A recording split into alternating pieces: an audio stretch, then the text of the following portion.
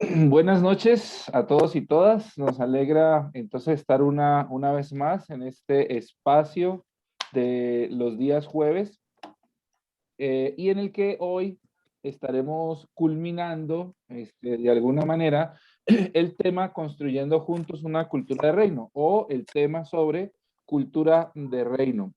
Hemos estado viendo muchas cosas que tienen que ver con el tema de cultura de reino. Estuvimos viendo al principio qué es cultura. Eh, Decíamos que pues las culturas son muchas, el tema cultura es un tema muy grande, muy amplio, y que culturas casi son tan diversas como grupos humanos hay en el mundo. Entonces nosotros no podríamos decir que las culturas son por países, entonces así como hay países, así mismo hay culturas.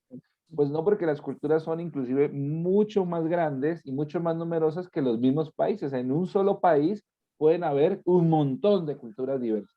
En un solo país puede haber un montón de culturas diversas. Y si en un mismo país hay un montón de culturas diversas, entonces la pregunta es, entonces, ¿qué cultura es la que debería identificarnos a nosotros? Pero en este caso la pregunta no apunta a qué cultura debería identificarnos a nosotros como colombianos, o a nosotros como ecuatorianos, o a nosotros como bolivianos. No, la pregunta no es esa, porque los colombianos, los ecuatorianos, los mexicanos, los canadienses, todos tenemos culturas muy diferentes y muy diversas, inclusive si estamos dentro del mismo país.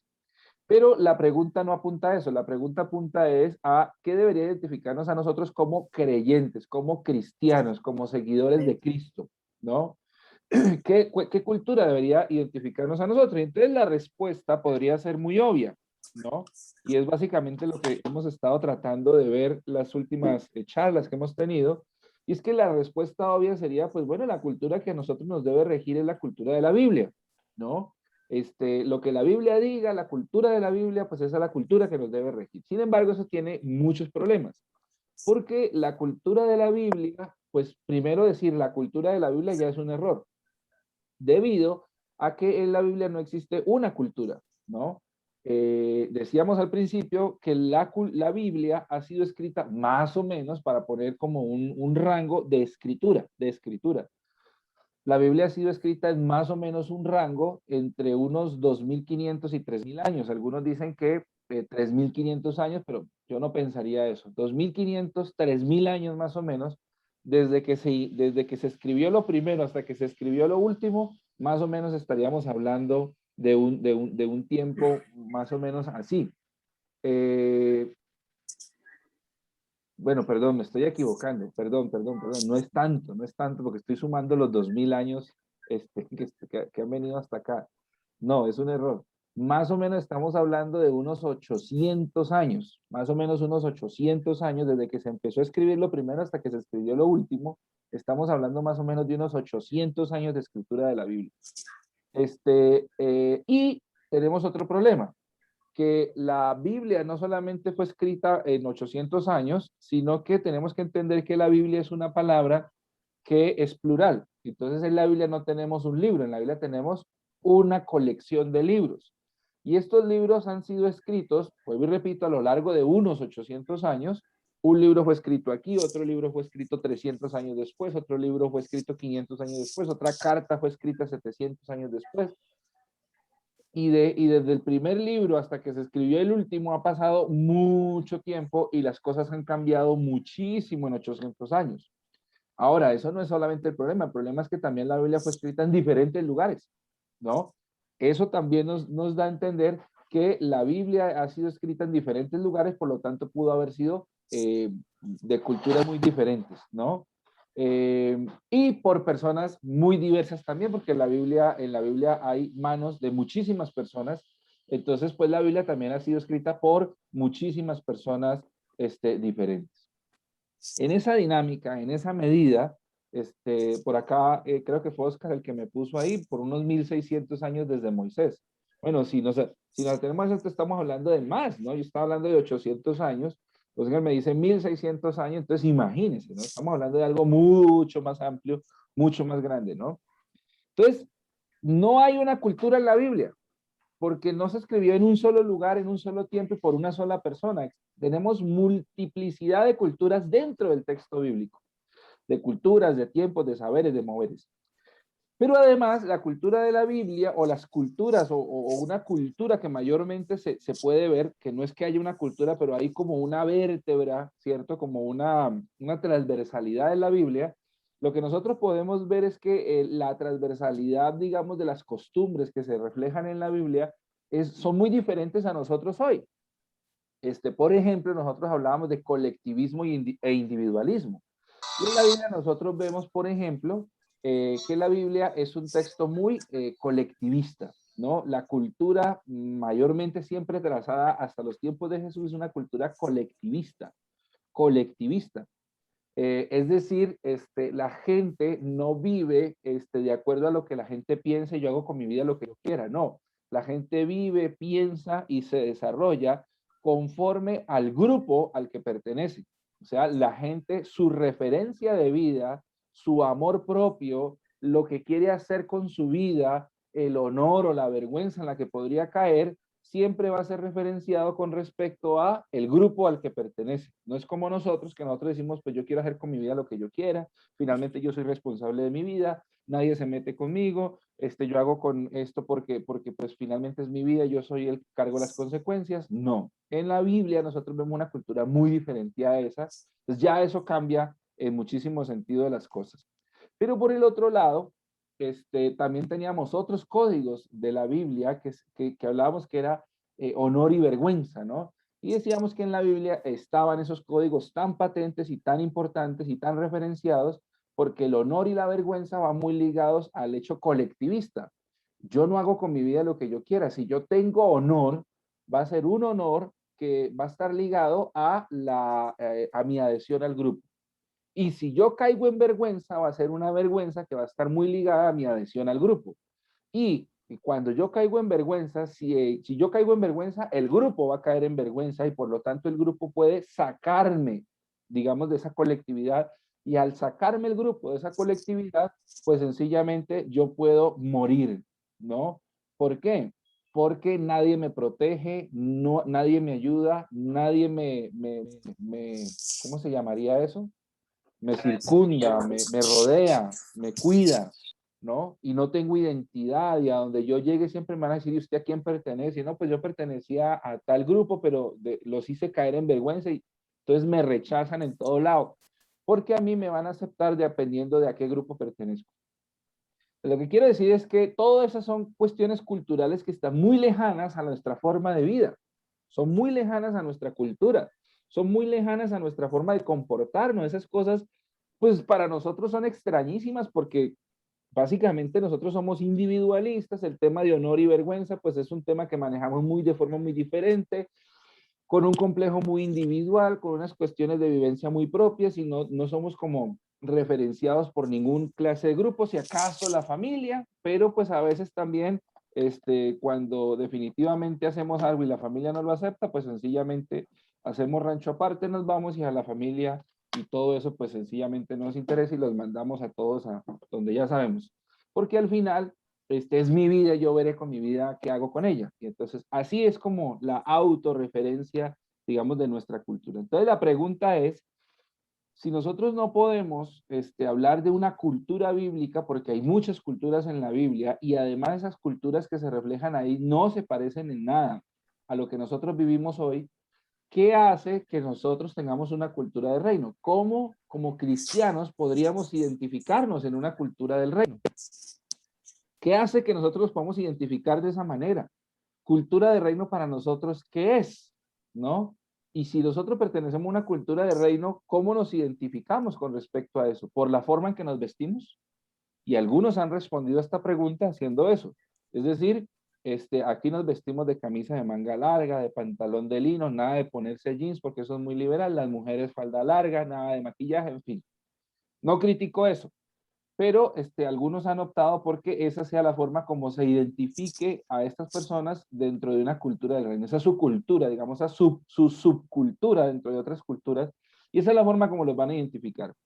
Pero otros cristianos, la mayoría dijeron, no, nosotros no nos podemos identificar por la ropa. Entonces, ¿qué es lo que nos tiene que identificar a nosotros y a nosotras como cristianos? Entonces, yo les pido que leamos rápidamente, por favor, para empezar, Juan, capítulo 3, que yo creo que Jesús ahí tiene una respuesta muy bonita. Juan, Evangelio de Juan, Capítulo 13. capítulo 13, y déjame mirar.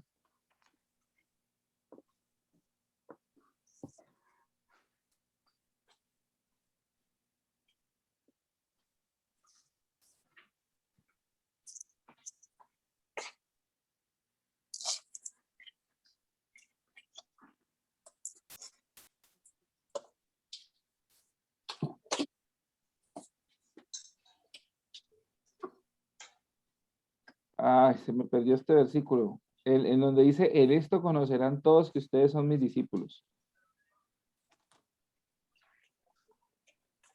35. Juan 13, 35.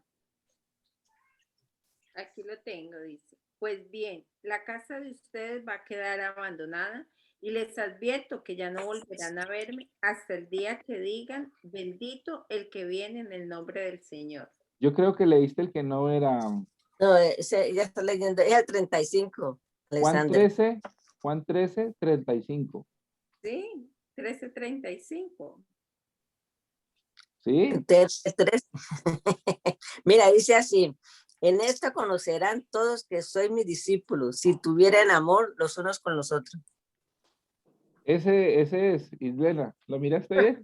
Ah, Está en estaba en Lucas. Lucas. Islena siempre pensando en las Lucas. Juan 13, 35. En esto conocerán todos que ustedes son mis discípulos, si se aman los unos a los otros, ¿no? Entonces ahí como para calentar, interesantísimo ese texto, ¿no? ¿Cómo Bien. dice según Jesús en el Evangelio de Juan que la gente va a conocer a sus discípulos? Pues dice Jesús que la única manera es si se aman los unos a los otros. Claro, eso tiene otras implicaciones, pero digamos que para empezar podríamos hablar.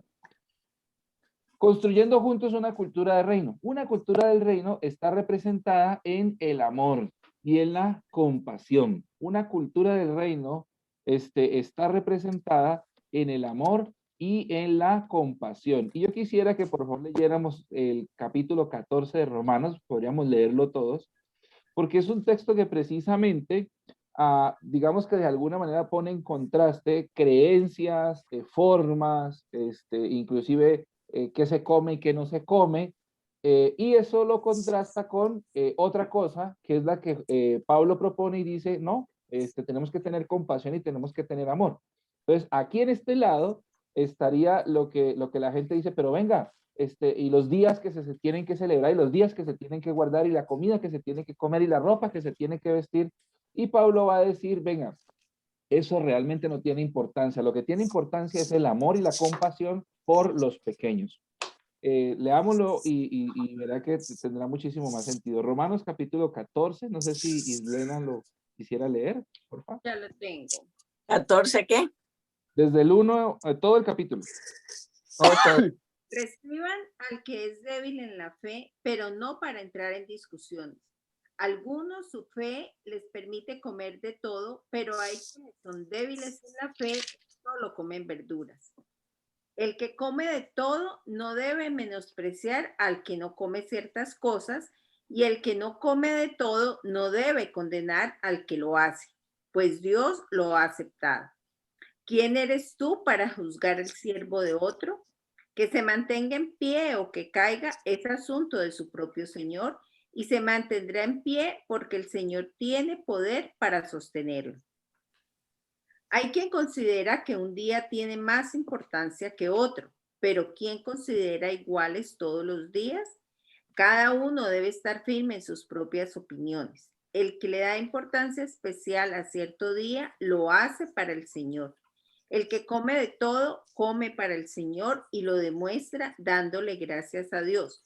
y el que no come para el Señor se abstiene y también da gracias a Dios, porque ninguno de nosotros vive para sí mismo, ni tampoco muere para sí. Si vivimos para el Señor, vivimos, y si morimos, para el Señor morimos. Así pues, sea que vivamos o que muramos, del Señor somos. Para esto mismo murió Cristo y volvió a vivir, para ser Señor tanto de los que han muerto como de los que aún viven. Tú entonces, ¿por qué juzgas a tu hermano? ¿O tú, por qué lo menosprecias? Todos tendremos que comparecer ante el tribunal de Dios. Está escrito, tan cierto como que yo vivo, dice el Señor, ante mí se doblará toda rodilla y toda lengua confesará a Dios. Así que cada uno de nosotros tendrá que dar cuentas de sí a Dios. Por tanto, dejemos de juzgarnos unos a otros. Más bien, propónganse no poner tropiezos ni obstáculos al hermano. Yo de mi parte estoy plenamente convencido en el Señor Jesús de que no hay nada impuro en sí mismo. Si algo es impuro, lo es solamente para quien así lo considera. Ahora bien, si tu hermano se angustia por causa de lo que comes, ya no te comportas con amor. No destruyas por causa de la comida al hermano por quien Cristo murió. En una palabra, no den lugar a que se hable mal del bien que ustedes practican. Porque el reino de Dios no es cuestión de comidas o bebidas, sino de justicia, paz y alegría en el Espíritu Santo. El que de esta manera sirve a Cristo agrada a Dios y es aprobado por sus semejantes. Por lo tanto, esforcémonos por promover todo lo que conduzca a la paz, a la mutua edificación. No destruyas la obra de Dios por causa de la comida. Todo alimento es puro. Lo malo es hacer tropezar a otros por lo que uno come. Más vale no comer carne, ni beber vino, ni hacer nada que haga caer a tu hermano. Así que la convicción que tengas tú al respecto, manténla como algo entre Dios y tú. Dichoso aquel a quien su conciencia no lo acusa por lo que hace, pero el que tiene dudas en cuanto a lo que come se condena, porque no lo hace por convicción. Y todo lo que no se hace por convicción es pecado. Gracias, Elena. Miren ese texto de Romanos tan clave, ¿no? Tan bonito. Y yo quiero hacer énfasis en el versículo 17. Dice, porque el reino de Dios no es cuestión de comidas o bebidas, sino de justicia, paz y alegría en el Espíritu Santo, ¿no? Miren como esa síntesis que hace el versículo 17 del capítulo 14. ¿Qué nos está mostrando allí nuestro amigo Pablo? Pablo lo que nos está mostrando ahí es una convicción en la que Pablo dice, mire, el reino de Dios no se trata de comer, beber o vestirse. El reino de Dios se trata de otra cosa, se trata de la compasión y del amor, ¿no? Entonces Pablo dice, por ejemplo, si hay gente pues, que quiere guardar las fiestas, que quiere vestirse de determinada manera, que quiere comer de otras cosas y hay otras cosas que no, pues dice Pablo, pues igual para el Señor lo están haciendo. Entonces que cada quien coma para sí y beba para sí, no hay ningún problema. Pero dice, tú tienes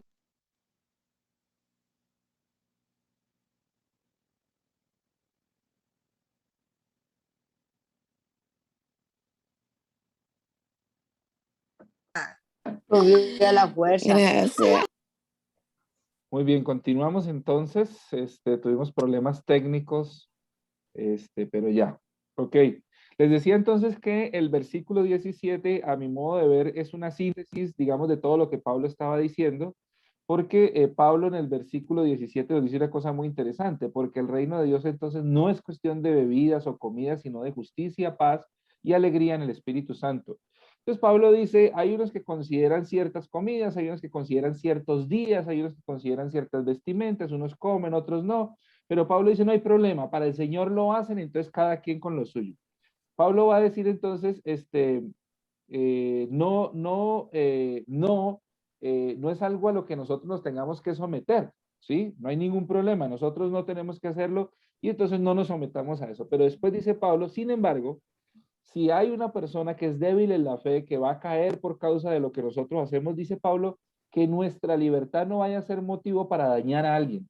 Entonces dice Pablo, por compasión, que es como el tema que estamos tratando el día de hoy, dice Pablo, lo mejor es no lo haga. Pero no lo va a hacer porque usted considere que está pecando. No lo va a hacer porque usted considera que el amor al otro y la compasión por el otro es más importante que comer, beber o vestirse de determinada manera. ¿Listo? Ahí como para empezar. Una cultura del reino estaría representada entonces, o es la propuesta que les hago, en el amor y en la compasión. Dice primera de Juan capítulo 4 versículo 7 en un texto muy conocido. Queridos hermanos, debemos amarnos unos a otros porque el amor viene de Dios. Todo el que ama es hijo de Dios y conoce a Dios. El que no ama no ha conocido a Dios, porque Dios es amor, dice el autor de la primera carta de Juan capítulo 4, ¿no? Entonces ya Juan nos está diciendo junto con el Evangelio de Juan que una distinción de los creyentes en Cristo, de los servidores de Cristo, va a ser ¿qué? El amor, la compasión, ¿no? Esa va a ser la distinción. Hay un autor que se llama Martin Gelabert de El amor, amar y ser amado, dice lo siguiente. La definición de Dios como amor es reconocida como la mejor y más apropiada porque este valor que pone de relieve es determinante de todo lo que es y hace Dios. Aquí no se dice que en Dios hay amor, sino que Dios es amor. El ser de Dios es irrevocablemente definido como amor. Y de la misma forma que Dios es luz y en él no hay tiniebla alguna, Dios es amor y en él no hay nada más que amor. Sin ningún asomo de no amor. El amor no es una actividad más entre otras de Dios, como por ejemplo como Dios creador, Dios juez o Dios gobernante. El amor es la razón de ser, el motivo de todo lo que Dios hace, lo que connota toda su actividad y todas sus relaciones. El amor se identifica con su ser. Todo su ser es ser amor. Entonces, para este autor Gelabert, digamos que de alguna manera hablar de amor en Dios no es hablar de un accesorio, ¿no? No es hablar de una actividad, no es hablar de un suceso o de un evento. Para este autor, Dios es intrínsecamente amor. No es que tenga, sino que lo es. Su composición, digámoslo así, es amor. De ahí que una de las grandes características de los seguidores de Jesús y los seguidores de Dios debería ser, pues, un poco de su amor, ¿no? La pregunta más importante aquí sería esta. Si Dios es amor y nosotros somos sus hijos e hijas, ¿no debería ser una característica nuestra el también andar en amor? Amén. ¿No? Esa debería ser una característica de nosotros sus seguidores, ¿no? Romanos capítulo 5, versículo 5 dice esto. Porque el amor de Dios ha sido derramado en nuestros corazones. El amor de Dios ha sido derramado en nuestros corazones. Se subrayan estas palabras porque están en tiempo perfecto del griego. Lo que quiere decir es que es una acción pasada que sigue dándose en el presente, ¿no? Hablar del perfecto del griego es decir, es algo que ha sucedido y sigue sucediendo.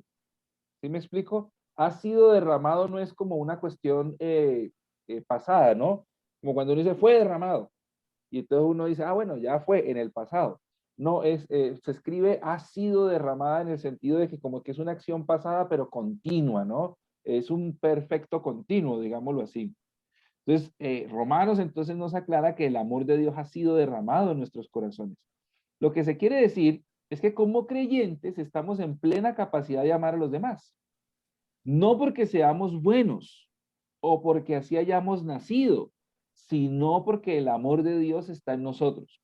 Es decir, si el amor de Dios está en nosotros, nosotros como creyentes tenemos la capacidad de amar. Si Dios es amor y Él está en nosotros, entonces nosotros podemos amar a los demás, ¿sí o no? Amén. Según, si digamos esta teoría, digamos de alguna manera es cierta.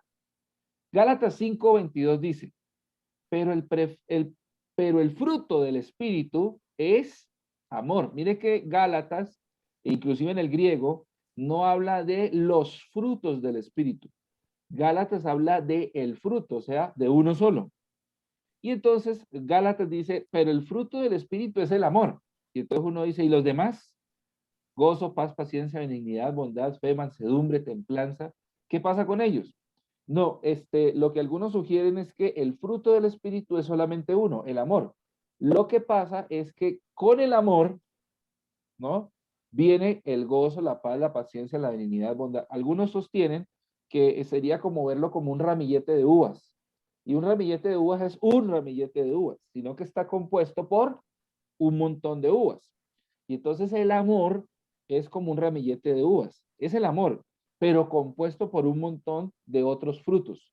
Entonces, el fruto del Espíritu es amor, gozo, paz, paciencia, benignidad, bondad, fe, mansedumbre, templanza. Y se termina Pablo diciendo, contra tales cosas, pues no hay ley. La oración entonces que debemos hacer no es para pedirle a Dios que nos dé amor. La oración nuestra hoy no sería, Señor, danos amor. La Biblia nos está diciendo que eso ya pasó, que si Cristo está en nuestro corazón, Jesús no se vino a cuotas, ¿no? Que a veces uno piensa que Jesús se vino a cuotas, como que primero se vino con paciencia, después se vino con fe, después se vino con mansedumbre, y si uno le mete la ficha, entonces ya después se viene con paciencia, y después con paz, no, lo que la Biblia nos dice es que Jesús ha venido a nuestros corazones, Él, completo, y el fruto del Espíritu es completo. ¿Cuál es entonces la oración que deberíamos hacer? ¿Danos amor? Se supone que ya hay amor en nuestros corazones. La oración debería ser para decirle a Dios que ese amor que ya es una realidad en nosotros se manifieste y crezca cada vez más. Nuestra oración no es, Señor, dame amor. Nuestra oración es, Señor, ayúdame a manifestar ese amor que ya tú me diste. ¿Cómo manifiesto ese amor? ¿Cómo sale ese amor? ¿Cómo se ejercita ese amor? Recuerde que no sé en qué momento ustedes y yo hemos conocido al Señor. Sí, yo lo conocí cuando, bueno, digamos, o bueno, fui a una iglesia cuando yo tenía 19 años, ya tengo 40, ¿no? Hace 21 años. Este, pero de todas maneras, a los 19 años, yo tenía 19 años de un montón de prácticas y un montón de formas de ser. Entonces, cuando llego a Cristo, a mí no me da amnesia. Algunos pretenden que eso es lo que pasa, que uno llega a Cristo, hace la oración de fe y ¡pum! Le dio amnesia, se olvidó de todo y ahora empiecen a escribir en una hoja en blanco. Pues no, eso no es lo que pasa. Uno llega a Cristo, recibe a Cristo en su corazón, tiene la mejor disposición del mundo, pero uno sigue arrastrando una serie de costumbres, formas de ser, formas de hablar, una crianza, unos temores, unos traumas, un montón de cosas que uno trae. Y con todo eso, eso es lo que llamaríamos el viejo hombre. Y ese viejo hombre va a ir muriendo poco a poco, ¿no? Pero pasan los años y ese viejo hombre sigue allí. Pero no es solamente hablar de ese viejo hombre, sino también hablar de ese nuevo hombre. Y ese nuevo hombre, esa nueva mujer, también tienen que ir creciendo. Ese nuevo hombre y esa nueva mujer, así como hacemos el esfuerzo para ir dejando las cosas que son del viejo hombre, así también debe haber un esfuerzo para ir fortaleciendo las cosas del nuevo hombre y de la nueva mujer. Hay una, digamos, una historia muy sencilla, que habla precisamente de eso. Dicen que en un pueblo había un hombre que tenía dos perros, un perro negro y un perro blanco, y que él bajaba de la montaña al pueblo cada sábado que había mercado en el pueblo, y entonces bajaba cada sábado y entonces ponía a los perros a pelear y la gente apostaba, ¿no? Y entonces el que decía, no, el blanco ganó la vez pasada, ese siempre, yo voy a apostar, y pum, ganaba el negro. Y entonces a veces apostaba y pum, ganaba el blanco. Y entonces la gente no sabía quién iba a ganar esa semana porque a veces el perro blanco se mostraba más fuerte y a veces el perro negro era el que se mostraba más fuerte. Entonces alguien le dijo, mire hermano, le doy 1.000.000 de pesos y dígame usted cómo hace para hacer que a veces gane uno y el otro. Y entonces el tipo dice muy fácil, el que yo quiera que gane, ese lo alimento. Y el que yo quiera que pierda, a ese es al que no alimento. Gálatas nos habla de dos naturalezas. Gálatas nos habla de la naturaleza caída o de la naturaleza pecaminosa y nos habla de la naturaleza espiritual, del espíritu. Y entonces la pregunta es, ¿por qué gana tanto nuestra naturaleza carnal? Pues la respuesta sería como la respuesta de los perros, ¿no? ¿A cuál alimento? ¿A cuál ustedes y yo alimentamos? No, pero es que a veces me resulta muy difícil hacer esto y hacer lo otro. Bueno, ¿a cuál estamos alimentando? Esas cosas ya están allí, el amor ya está allí, la paz ya está ahí, la bondad está ahí, la mansedumbre ya está allí. Y entonces, ¿por qué no lo manifiesto? ¿A quién estamos alimentando? ¿Alimentamos más a la naturaleza caída o alimentamos más a la naturaleza espiritual que ya ha venido con Cristo? ¿No? Esa es como una cosa ahí como para, como para pensar. Romanos capítulo 13 del 8 al 10 dice lo siguiente. Miren lo bonito de este versículo, de estos pasajes. Romanos 13 del 8 al 10 dice, no tengan deudas con nadie, aparte de la deuda de amarse unos a otros, porque el que ama al prójimo ha cumplido la ley. Los mandamientos, no adulterarás, no matarás, no hurtarás, no dirás falso testimonio, no codiciarás, y cualquier otro mandamiento se resume en esta sentencia: amarás a tu prójimo como a ti mismo. El amor no hace daño a nadie, de modo que el amor es el cumplimiento de la ley. ¿Ven? Entonces uno como que se rasga las vestiduras todo el tiempo y uno está diciendo, pero venga, ¿qué es lo que tengo que cumplir? ¿Qué es lo que no tengo que cumplir? ¿Qué tengo que comer? ¿Qué es lo que no tengo que comer? ¿Cómo me tengo que vestir? ¿Cómo no me tengo que vestir? ¿Qué palabras digo? ¿Qué palabras no digo? ¿Será que tomarse estos pecados? ¿Será que tomarse aquellos pecados? ¿Será que si yo pienso esto? Bueno, en fin, y nos matamos la vida pensando un montón de cosas y a veces decimos como que llegué a tal lugar y entonces aquí hacen estas prácticas estos cristianos. Y me fui para esta iglesia y estos cristianos de esta iglesia tienen otras prácticas. Entonces, al fin, ¿quién está pecando o quién está mejor? Cuando la respuesta debería ser, miren, actuemos con amor. La Biblia nos está hablando que quien ama al prójimo ha cumplido la ley. Miren cómo Pablo nos está diciendo que la ley no es cosa del pasado, ¿no? Que a veces uno dice, no, es que la ley ya pasó y no la tenemos que cumplir. Hay leyes que para Pablo fueron un problema. Acuérdense que los judíos cristianos o los judaizantes le decían a los cristianos que tenían que circuncidarse, que tenían que guardar el sábado, que no podían comer ciertas cosas, que tenían que guardar ciertas tradiciones. Pablo dice, olvídense de eso, eso no hay que hacerlo, porque habían por lo menos tres leyes, que eran las leyes ceremoniales, eran las leyes culturales y era la ley, digamos, el decálogo o los 10 mandamientos. Digamos, esas leyes ceremoniales del templo, pues nosotros no teníamos que cumplir eso. El que está en Cristo no tiene que cumplir eso. Además, no somos judíos. Las leyes tradicionales o culturales, pues también son leyes judaicas, que eran las de circuncisión, las de comidas, las de vestido y todo eso. Y Pablo dice, no, los que no son judíos no tienen que cumplir eso y nosotros tampoco. Pero estaría la ley, que son el decálogo, los 10 mandamientos, lo que conocemos como los 10 mandamientos. Esos sí los tenemos que cumplir. Pero entonces la buena noticia del Evangelio, la buena noticia del Evangelio es que esa ley ya no la cumplimos nosotros solamente, sino que esa ley la cumple Cristo a través de nosotros. Digamos, esa es la ley espiritual, ¿no? Eso es lo que hace Jesús a través de nosotros. Y entonces, por eso Pablo declara y dice esto, miren, no nos matemos con los mandamientos, que si adulteramos, que si no matamos, que si no hurtamos, que si no que... Miren, si usted ama a su prójimo, usted cumple la ley. ¿Por qué? Porque si usted de verdad ama a su prójimo, usted no adultera, usted no mata, usted no roba, usted no da falso testimonio ni le codicia de su prójimo. Así que por eso Pablo dice, toda la ley y cualquier otro mandamiento se resume en esto: amarás a tu prójimo como a ti mismo. Cuando a Jesús le preguntaron cuál era el gran mandamiento de la ley, Jesús dijo, son dos: ama a Dios con todo tu corazón, con toda tu alma, con todas tus fuerzas, con toda tu mente. Y el segundo es semejante a esto: ama a tu prójimo como a ti mismo. Entonces miren cómo Pablo entonces sigue esa línea del amor que Jesús ya de alguna manera puso, y Pablo dijo, miren, todo esto se resume en esto: el que ama al prójimo cumple la ley. El que ama al prójimo cumple la ley. Entonces, tenemos, de alguna manera, la respuesta a todo esto es amar. La respuesta a todo esto es amar. Es muy sencillo, pero al mismo tiempo es muy complicado. Vamos a ver por qué. Es muy sencillo, pero muy complicado. Gálatas 5:14 dice, hermanos, ustedes han sido llamados a la libertad, solo que no usen la libertad como pretexto para pecar. Más bien, sírvanse los unos a otros por amor, porque toda la ley se cumple en esta sola palabra: amarás a tu prójimo como a ti mismo. Pero si ustedes se muerden y se devoran los unos a los otros, tengan cuidado de no consumirse también los unos a los otros. ¿Sí ven lo que dice Pablo ya en Gálatas? Ya no dice en Romanos, sino en Gálatas lo repite. Toda la ley se cumple en esta sola palabra. Amarás a tu prójimo como a ti mismo.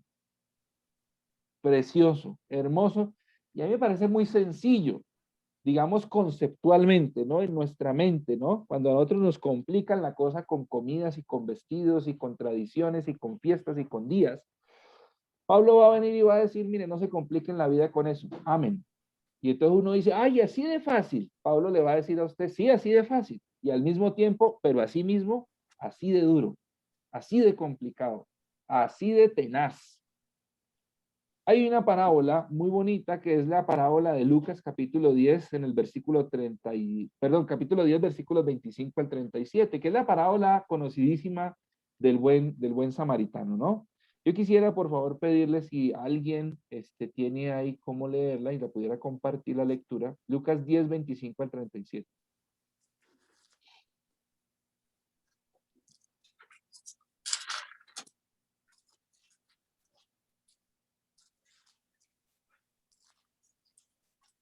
Dice el buen samaritano.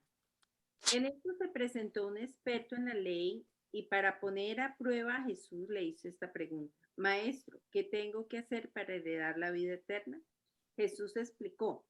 ¿Qué está escrito en la ley? ¿Cómo la interpretas tú? Como respuesta el hombre citó, ama al Señor tu Dios con todo tu corazón, con todo tu ser, con todas tus fuerzas y con toda tu mente. Y ama a tu prójimo como a ti mismo. 37.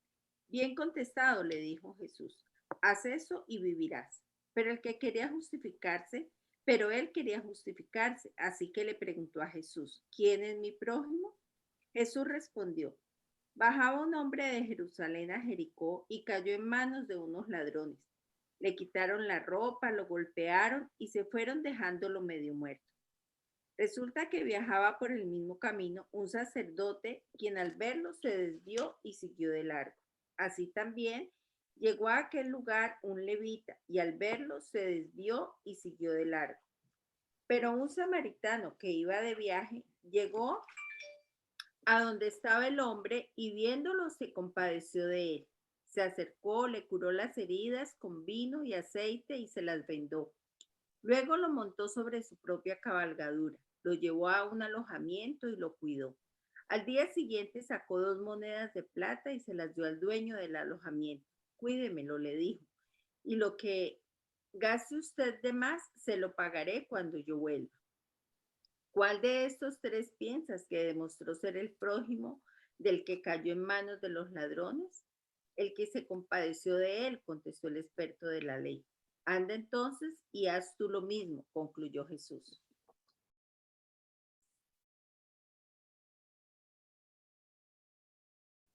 Muchas gracias. Gracias, Elena. Bueno, aquí entonces nosotros vemos una cosa muy interesante, ¿no? Está Jesús entonces dando una charla, está predicando, ¿no? Y entonces dice que ahí viene un experto de la ley, ¿no? Una persona que se supone que ha estudiado la ley. Y entonces el texto y el narrador nos dice, y le preguntó para tentarlo. Dice, maestro, ¿qué haré para heredar la vida eterna? Y por eso Jesús, sabiendo que era un experto de la ley, Jesús no le responde de una, sino que le devuelve la pregunta. ¿Qué ves tú en la ley? ¿Qué lees? ¿Cómo la lees? ¿Cómo la interpretas? Y entonces el maestro de la ley dice, bueno, yo sé que la ley dice, amarás al Señor tu Dios con toda tu fuerza y a tu prójimo como a ti mismo. Y Jesús lo que hace es decirle, bueno, bien, haz eso y vivirás. Miren lo que hace Jesús. Jesús nunca le contestó, simplemente le devuelve la pregunta, el tipo responde y Jesús vuelve otra vez y le dice, muy bien, has hablado bien, haz eso y vivirás. El texto nos dice entonces que el tipo dice, pero él queriendo justificarse a sí mismo. ¿Por qué se tenía que justificar a sí mismo? Porque Jesús lo está haciendo quedar mal. Si él es un maestro de la ley, ¿para qué le pregunta eso? Ahora, Jesús le dice, ¿qué lees tú? Y él le responde. Y entonces lo que Jesús está diciendo es, en palabras más, palabras menos, si usted ya sabe, ¿para qué pregunta? ¿No? Por eso el tipo dice, por eso el texto dice, entonces él queriendo justificarse, es decir, uy, la embarré, quedé como un zapato. Entonces dice el tipo, venga, entonces venga, le suelto la otra pregunta. ¿Quién es mi prójimo? Miren la pregunta que hace el experto en la ley. tengan esa pregunta presente. ¿Quién es mi prójimo? Y Jesús va a contestar, pero Jesús no contesta, miren, el prójimo de nosotros es este, es el otro. No, no, no. ¿Qué hace Jesús? Cuenta una parábola. ¿Y quién es mi prójimo? Un hombre iba de Jerusalén a Jericó. Esa es la respuesta de Jesús. La respuesta de Jesús es un cuento, es una historia, es una parábola. Yo quiero que tengamos en cuenta una cosa. Para el judío, el prójimo es otro judío. ¿Listo? Eso está escrito en el Antiguo Testamento, ¿no? Siempre que se hablaba de alguien de afuera, se decía el extranjero que habita en tu tierra, el prosélito, lo que sea, pero decía, pero tu prójimo, a este no le cobrarás usura. Y entonces hablar del prójimo es hablar de otro judío, no es hablar de cualquier persona, es otro judío. Entonces cuando Jesús dice, cuando él dice, amarás a tu prójimo como a ti mismo, Jesús dice, bien, haz esto y vivirás. No es, qué bueno que lo sabes. Que Jesús no le dice, bueno, qué bueno que lo sabes. No, Jesús dice, muy bien has dicho, ahora hazlo. Ya lo sabes, ahora practícalo. O sea, amar a Dios y amar al prójimo. Entonces, como al tipo ya como que vio que la cosa se le vino encima, dijo, bueno, a ver, si usted sabe tanto, entonces, ¿quién es mi prójimo? Y llega Jesús y le suelta la palabra. Un hombre bajaba de Jerusalén a Jericó y fue asaltado por ladrones que lo asaltaron y lo robaron dejándolo medio muerto. Pasó un sacerdote y viéndolo siguió de largo, pasó un levita y viéndolo siguió de largo, pero después vino un samaritano. ¿Ustedes saben lo que es un samaritano para un judío? Es una abominación, es un enemigo, es una persona de menor clase, ¿no? Y entonces dice que el samaritano viéndolo fue movido a misericordia. Y entonces mire esta palabra que usa para ser movido a misericordia, la palabra que usa es la palabra esplagnisten, que ahí dice ahí, esplagnisten, que es un verbo en estado pasivo, es decir, lo que quiere decir es que a este hombre, como bien dice la traducción, fue movido a misericordia. No fue que él sintió misericordia o que él era propicio a misericordia, sino que a él le dieron misericordia. ¿Sí? Fue movido a misericordia quiere decir que no es de propio suyo, sino que fue algo que le llegó de afuera. Y esplagnizo, esplagniste, que dice ahí viene la palabra esplagnizomai, y esa palabra esplagnizomai quiere decir entrañas, quiere decir tripas. ¿Sí? Entonces, cuando este hombre fue movido a misericordia, no se le movió el corazón. Dice el texto que se le movieron las tripas, o sea, aquí, lo que está aquí en el estómago. Se le movieron las tripas, se le removieron las entrañas, ¿no? Y entonces ve a ese hombre caído, se le remueven las entrañas. Fue movido, pero la misericordia le viene de afuera. Y entonces lo cuida, lo venda, y ya sabemos la historia. Al final vuelve Jesús y hace otra pregunta. No sé si Islena nos pudiera leer la pregunta que Jesús hace al final. ¿Sí? Islena, ¿podría leer porfa la pregunta que Jesús hace al final nuevamente? La que Jesús hace al final, después de la parábola. ¿Cuál de estos tres piensas que demostró ser el prójimo del que cayó en manos de los ladrones? Listo, pero ahora por favor, Islena, lee la pregunta que hizo el hombre antes de la parábola. Dice, ¿y quién es mi prójimo? Miren entonces los dos contrastes. La pregunta del hombre es, ¿quién es mi prójimo? Y Jesús le cuenta la parábola. Y después de que termina la parábola, mire la pregunta que Jesús hace. ¿Quién se hizo prójimo del que cayó en desgracia? ¿Ven la diferencia entre las dos preguntas? ¿Sí vemos la diferencia entre las dos? El tipo, el maestro de la ley está preguntando, ¿quién es mi prójimo? O sea, yo estoy aquí parado y ¿quién es mi prójimo? ¿Quién viene a ayudarme? La respuesta de Jesús o la pregunta de Jesús es, ¿quién se hizo prójimo? Entonces, prójimo no es cuando yo estoy aquí sentado y la gente viene a buscarme y a abrazarme y a ser mi prójimo y se me sienta al lado. Jesús dice, el asunto no funciona así. No es quién es mi prójimo. Yo espero aquí pasivo a que alguien me venga en mi auxilio. No. El asunto es quién se hace prójimo. No es quién es mi prójimo, sino que yo tengo que hacerme el prójimo del otro. O sea, no espero a que otros vengan a socorrerme. Es yo buscando a quién hay que socorrer. ¿No? Entonces ahí la pregunta es, ¿cuál cree usted que sea la enseñanza más importante de este pasaje? Y la respuesta podría, bueno, hay muchas posibles enseñanzas, pero no se trata entonces de preguntar quién es mi prójimo. La pregunta es buscar la pregunta es buscar ser el prójimo de alguien. No se trata de saber sobre el amor, se trata de practicar el amor. ¿Sí? Por eso Jesús le dice a él, bien has contestado, haz eso y vivirás. ¿No? Hazlo. Es practicar el amor, no es saber sobre el amor o teorizar sobre el amor. Por eso cuando Jesús le pregunta, ¿quién se hizo prójimo el que cayó en desgracia? El maestro de la ley, muy judío por cierto, no dice el samaritano. No, él dice el que usó de misericordia. En otras palabras, el judío no fue capaz de reconocer que un samaritano haya hecho algo bueno, sino que sencillamente dice, pues el que usó de misericordia con él, para desviar, digamos, de alguna manera, tener que concederle algo bueno a un samaritano. Jesús, en el Evangelio de Mateo, pone las exigencias de la ley en un tono mucho más elevado, ¿no? Nos habla del amor, pero nos lo pone en un tono muy alto, muy fuerte, muy arriba. Mateo capítulo 5, versículo 43 al 48, si alguien lo puede leer, por favor. 5, 43 al 48.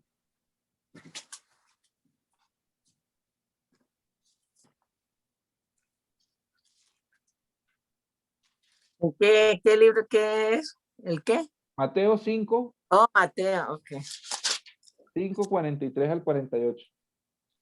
El amor a los enemigos.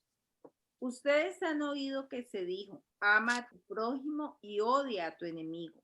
Pero yo les digo, amen a sus enemigos y oren por quienes los persiguen, para que sean hijos de su Padre que está en el cielo. Él hace que salga el sol sobre malos y buenos y que llueva sobre justos e injustos. Si ustedes aman solamente a quienes los aman, ¿qué recompensa recibirán? ¿Acaso no hacen eso hasta los recaudadores de impuestos? Y si saludan a sus hermanos solamente, ¿qué demás hacen ustedes? ¿Acaso no hacen eso hasta los gentiles? Por tanto, sean perfectos, así como su Padre Celestial es perfecto. Muy duro ese pedazo, porque Mateo lo que está diciendo es que no se trata de amar y ya, sino de amar incluso a los que nos hacen mal. Yo les pregunto, ¿es eso lógico? ¿Es eso humano? ¿Eso tiene sentido? No. Eso no tiene ningún sentido, eso no es humano, de hecho, eso no es humano. Digamos que yo diga, no, yo puedo amar a mis hijos, pues, oh, yo a mis hijos los amo, pues no, ¿cierto? Yo le pregunto a Oscar, Elena, ¿ustedes aman a sus nietos? Ustedes me van a decir, Menos. amar es poquito, papá, por ahí pasamos hace rato, ¿no? ¿Sí o no? Y tú yo le digo, listo, ay, qué bueno, bueno, listo. Y al tipo que te robó tanta plata o que te pidió plata y no te pagó, o al que habla mal de ti, o al que te metió en un chisme, o al que ¿eres capaz de amarlo? Entonces la respuesta lógica es, no, yo no. Yo con eso no puedo, ¿sí o no? Y mire lo que dice Mateo. Mateo dice, es que amar a los que nos hacen bien, cualquiera lo hace, dice Mateo. ¿Sí? Dice, ¿y qué de raro están haciendo con eso? O sea, ¿cuál es lo novedoso en eso? Que uno ame al que le hace bien a uno. ¿Qué es lo novedoso en eso? Yo no le veo nada de novedoso, dice Mateo. Dice, amen a sus enemigos. Oren por quienes les tratan mal, ¿no? Amen a los que los mandan a la cárcel. Imagínense semejante cosa. Entonces la respuesta a eso es, Mateo, eso no se puede. Mateo, eso no es lógico, ¿no? ¿Cómo podemos lograr semejante cosa? La respuesta es muy sencilla. El amor. No nos es posible. Hacer eso es imposible. Por eso no seremos nosotros quienes lo hagamos. Para usted y para mí eso no es posible. Pero para Dios, a través de nosotros, sí es posible. Y entonces aquí por eso cuando decíamos, es que el que ama ha cumplido la ley. Yo les decía, eso es tan sencillo. Mire que ahí está la cuestión clara. ¿Cuál es el problema? Hay que amar. Listo, si hay que amar, amemos. ¿No? Está muy sencillo, pero al mismo tiempo está muy complicado. Porque, listo, amen, listo, yo amo, entonces yo veo a mi mamá, y entonces yo digo, ay, no, yo amo a mi mamá, a mi papá amo a mi papá, veo a mis hermanos, es un poquito más difícil, pero entonces los amamos, no sé qué. Veo a la esposa, se complica más el asunto, pero podemos hacer un esfuercito, ¿no? Pero cuando ya me dicen, no, que los enemigos, que el que habló mal de mí, que el que me metió en chisme, yo digo, no, ya ahí sí ya no vamos a poder, hermano. Ya ahí no podemos hablar más del asunto porque no es posible. Y la Biblia me va a decir, sí, Javier, tienes toda la razón, no es posible. Para usted, hermano, no es posible. Pero para Dios, a través de usted, sí es posible. Y ahí es donde la cosa es sencilla y al mismo tiempo complicada. ¿Por qué? Hay que tener en cuenta de qué amor estamos hablando. Hablamos del amor de Dios en nosotros. Hablamos del amor de Dios en nosotros. Es el amor de Dios. Dios es amor y está en mí. Por lo tanto, si Dios es amor y Él está en mí, entonces yo tengo la capacidad de amar, pero no yo. Es Él a través de mí el que podrá amar. Alguien puede decir que es ateo y que ama a su familia, ¿no? Alguien puede decir, mire, yo no necesito a Dios para amar. Yo no creo en Dios y yo amo a mi familia. Y ahí puede haber amor. Pero a veces ese amor que nosotros profesamos por los otros es un amor tal vez egoísta, porque yo quiero a mi familia, yo protejo a mi familia, yo no quiero que a mi familia le pase nada malo. Y eso es amor, pero de alguna manera podría ser un amor egoísta. ¿Por qué? Porque si a mi familia le pasa algo malo, yo sufro. Si a mis hijos les pasa algo malo, yo sufro. Si a mi esposa le pasa algo malo, yo sufro. Si a mi mamá le pasa algo malo, yo sufro. Y si ellos sufren, me hacen sufrir a mí. Por lo tanto, a veces el amor que nosotros profesamos a los otros, el cuidado que nosotros profesamos a los otros, puede ser un cuidado por nosotros mismos. Es decir, no quiero que te pase nada malo, porque si te pasa algo malo, pues entonces yo voy a sufrir y yo no quiero sufrir. Entonces, a veces ese amor puede ser también un amor egoísta. Sin embargo, cuando la Biblia nos dice amar al enemigo, pues amar a alguien que no conocemos, pues eso no es posible si no es por el actuar de Dios en la vida de cada uno de nosotros y de nosotras. Por eso la declaración de Pablo sobre el amor cobra especial importancia en el llamado himno al amor que está en Corintios. Primero a los Corintios capítulo 13, ese himno al amor, pues que es tan conocido, ¿no? 13 del 1 al 7. Pablo lo dice ahí, lo expresa de forma muy bonita. Primero a los Corintios 13 del 1 al 7. Si alguien lo encuentra, que por favor arranque y nos colabore leyendo. El amor. Ahora les voy a mostrar un camino más excelente. Si hablo en lenguas humanas y angelicales, pero no tengo amor, no soy más que un metal que resuena o un platillo que hace ruido. Si tengo el don de profecía y entiendo todos los misterios y poseo todo conocimiento, y si tengo una fe que logra trasladar montañas, pero me falta el amor, no soy nada. Si reparto entre los pobres todo lo que poseo y si entrego mi cuerpo para que lo consuman las llamas, pero no tengo amor, nada gano con eso. El amor es paciente, es bondadoso, el amor no es envidioso, ni jactancioso, ni orgulloso. No se comporta con rudeza, no es egoísta, no se enoja fácilmente, no guarda rencor. El amor no se deleita en la maldad, sino que se regocija con la verdad. Todo lo disculpa, todo lo cree, todo lo espera, todo lo soporta. El amor jamás se extingue. Mientras que el don de profecía cesará, el de lengua será silenciado y el de conocimiento desaparecerá. Hasta el 7. Hasta el 7. Miren entonces cómo primero los Corintios 13 nos habla y nos dice cosas muy bonitas, ¿no? Pablo, por ejemplo, dice cosas como estas, miren. Si yo hablo en lenguas humanas y angélicas, pero no tengo amor, no soy más que un metal que resuena, un platillo que hace ruido. Es decir, Pablo dice, mire, yo puedo hablar lenguas humanas y angélicas, pero sin amor no sirve. Y dice, y si yo tengo el don de profecía y entiendo todos los misterios y poseo todo el conocimiento y tengo una fe inmensa que traslade montañas, imagínense lo que es eso, ¿no? Todo el conocimiento, toda la profecía, todo el entendimiento y una fe que traslade montañas, dice Pablo, pero eso, sin amor, pues de nada sirve. Dice Pablo, y si reparto todo lo que yo tengo y se lo entrego a mis pobres, incluso hasta entrego mi cuerpo para que sea quemado, es decir, entrego hasta lo último, pero no tengo amor, dice Pablo, no gano absolutamente nada con eso. Se puede ser muy espiritual, se puede tener todo el conocimiento, se puede ser muy dadivoso, pero sin amor, dice Pablo, no sirve de nada. Yo creo que hasta aquí ya podemos ver cómo el amor no es un accesorio en la vida cristiana. El amor no es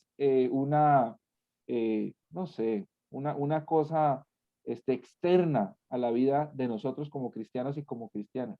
El amor es lo que debe impulsar todo lo que ustedes y yo hacemos, ¿no? Porque así como Dios no tiene amor, no es un accesorio, sino que Dios es amor.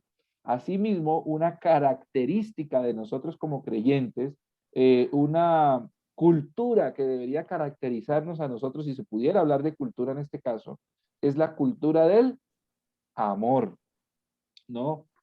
Ya para terminar, hasta este punto hay una cosa que nos debe haber quedado clara ya. La única manera de cumplir con la exigencia del amor y en general con las exigencias de la Biblia es estando en comunión, comunicación y relación con Dios. La relación con Dios hace la diferencia. Decíamos ahorita, es muy fácil. O sea, las exigencias de la Biblia ya Jesús lo dijo, amar a Dios y amar al prójimo. Pablo ya lo dijo, el que ama ha cumplido la ley. Entonces es muy fácil, es simplemente amar. Pero asimismo es muy complicado porque el amor no es propio de nosotros como los seres humanos. No es esa clase de amor que exige la Biblia, no es humano. Esa clase de amor que exige la Biblia es divino.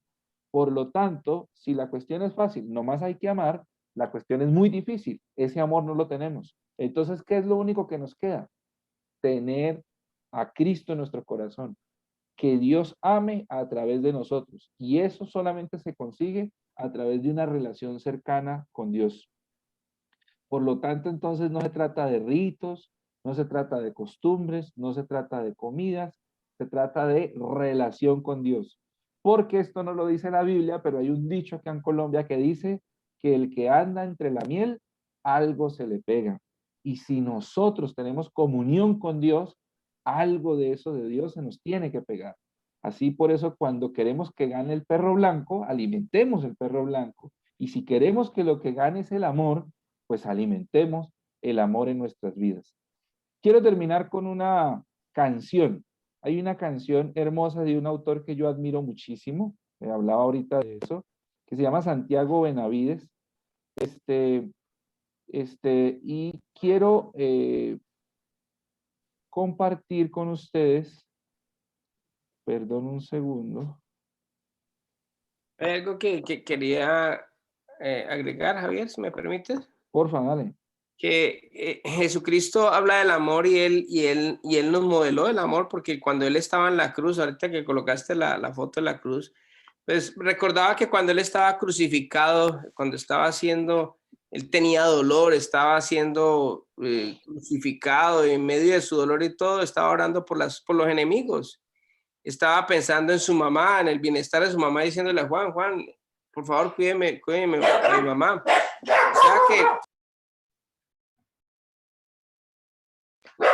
O sea que el Señor cumple con eso, o sea, no es simplemente decirlo por decirlo, sino que Él mismo está dando el ejemplo precisamente en eso. El error que nosotros tenemos o lo que nosotros concebimos con el amor es que nosotros queremos que nos amen a nosotros. Por eso es que hay tanto divorcio, porque cuando uno tiene la concepción del amor es que no me ama, es que no me comprende, es que no me entiende, es que no y resulta de que el amor no se trata de que lo entiendan a uno, sino de dar amor, porque el mejor versículo o el versículo que más se asemeja o el que más representa la cuestión del amor con respecto a Dios es el mismo Juan 3:16. Dice, porque de tal manera amó Dios al mundo que dio. Él nunca dijo que esperó, que recibió, no, sino que dio a su Hijo unigénito para que todo aquel que en él crea no se pierda, mas tenga vida eterna. Así que pienso que pronto tenemos que tener o concebir y darnos cuenta por qué es que a veces hemos fallado y por qué a veces hay situaciones en las que uno no ha fallado de pronto porque realmente uno no amó, sino que uno quería era que lo amaran a uno como algo egoísta y no como algo como lo muestra Dios, ¿no? Que es, como tú dices, es imposible a no ser de que Dios esté en uno. Así es. Muchas gracias, Oscar. Muy bonito. Me parece una muy buena conclusión para lo que hemos dicho hasta ahora. Gracias. Les voy a pedir un favor, yo como apenas voy a usar esto, entonces, y ahorita hice una prueba, pero de pronto me queda mal. ¿Ustedes ya están viendo la pantalla? ¿Hay como una playa ahí? Sí, Sí. Listo. Entonces voy a darle sonido y me dicen, Retrocédela hasta el principio que está empezada. no, ahí arranca, Ah, ok, ok. porque antes hay un intro, pero no nos sirve. Y me dicen si el sonido está bien, ¿sí, porfa? Ok. Está bien. ¿Sí está bien? Sí. Ok, ahí va. Prestémosle atención a la letra y verán la canción tan bonita.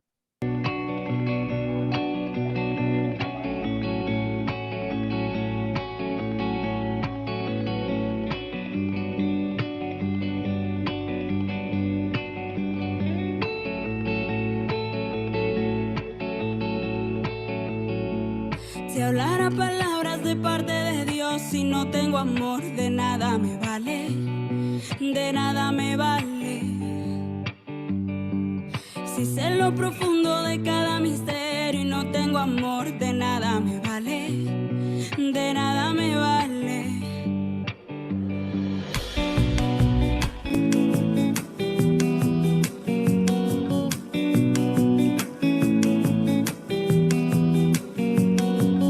Si hablara palabras de parte de Dios, si no tengo amor, de nada me vale, de nada me vale.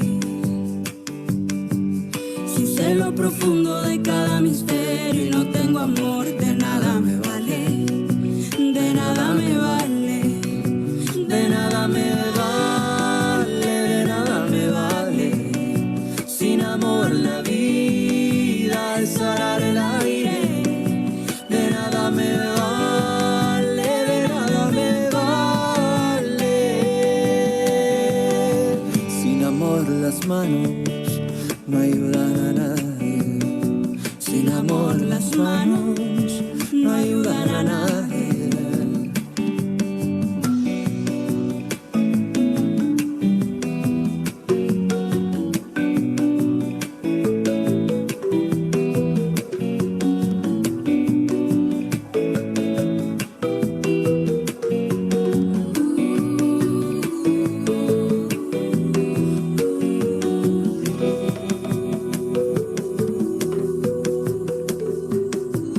Si tengo la fe que mueve montañas, si no tengo amor, de nada me vale, de nada me vale. Si doy lo que tengo, incluso mi vida, y no tengo amor, de nada me vale, de nada me vale, de nada me vale, de nada me vale. Sin amor la vida es arar el aire.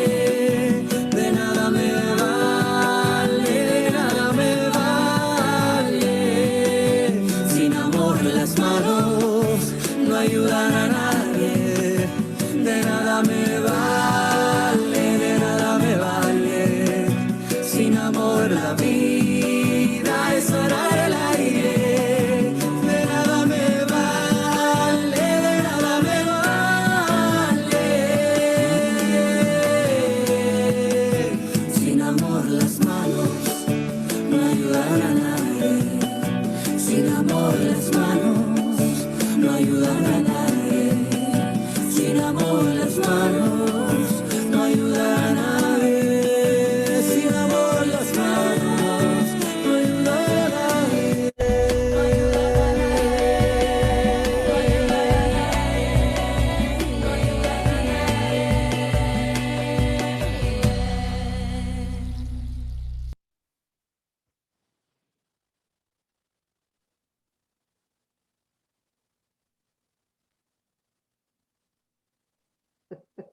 Carola. Carola, ya acabó la canción.